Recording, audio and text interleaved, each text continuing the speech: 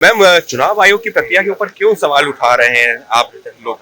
जिस तरह कल मिल्कीपुर का चुनाव संपन्न हुआ है, जो देखने को मिला, लगातार न जाने कितने गिनतियों में शिकायत करी गई होगी चुनाव आयोग पे, लेकिन चुनाव आयोग ने बिल्कुल आंखें मूंद के बैठा हुआ ऐसा महसूस हो रहा है अब, क्योंकि जिस तरह पूरी बूथ कैप्चरिंग कराई गई और जिस तरह पूरे प्रशासन और शासन ने चुनाव लड़ा और जहां हमारे बूथ एजेंटों को वोटिंग पॉइंट से हटाया गया और जिस तरह फर्जी वोटिंग कराई गई है, तो प्रश्न चिन्ह उठता है। लेकिन चुनाव आयोग अब विजुअल्स हैं, रिकॉर्डिंग्स हैं, सब कुछ अवेलेबल है। इसके बाद भी अगर चुनाव आयोग अपनी आंख मूंद के बैठा हुआ है तो फिर डेमोक्रेटिक सेटअप का कोई अस्तित्व ही नहीं बचता है। एक संवैधानिक संस्था के लिए उसके लिए कफन भेजना, सफेद कपड़ा देना, क्या ये सही है? क्योंकि जो सत्ता पक्ष ये सवाल उठा रहा है। नहीं, आप चुनाव कराए क्यों रहे हैं? आप चुनाव ना कराइए, अपने आप को स्वयं घोषित कर दीजिए, क्योंकि कहीं ना कहीं जब से भारतीय जनता पार्टी की सरकार आई है तो जो डेमोक्रेटिक सेटअप है, जो लोकतांत्रिक जो व्यवस्थाएं हैं, कहीं ना कहीं ध्वस्त हो रही हैं और लगातार इसके संकेत,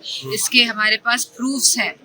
संवैधानिक संस्थाओं का अपमान, कफन भेजने जैसी अगर बात होती है तो उस पर जो है सवाल उठ रहे हैं। ये हम तो कह रहे हैं कि आप नहीं करवाइए, आपको जैसे मन मर्जी तरीके से चलाना है वैसे चलाइए, आप नहीं चुनाव कराइए। लोकसभा में जो सीटें आई थी तब नहीं सवाल उठाया था ये बीजेपी? नहीं, हम बहुत लड़े, हमारे बूथ के लोग, हमारे कार्यकर्ता बहुत लड़े हैं। हमने बड़ी मुश्किल से अपने लोगों को सर्टिफिकेट्स हासिल कराए हैं, क्योंकि हमने देखा है कि किस तरह प्रशासन सर्टिफिकेट तक इशू नहीं करता है इन मूवमेंट में जीतने के बाद भी।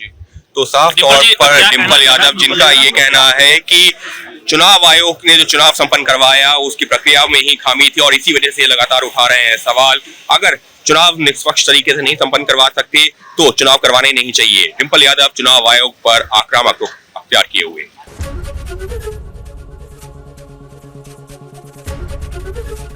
एबीपी गंगा, खबर आपकी, जुबान आपकी।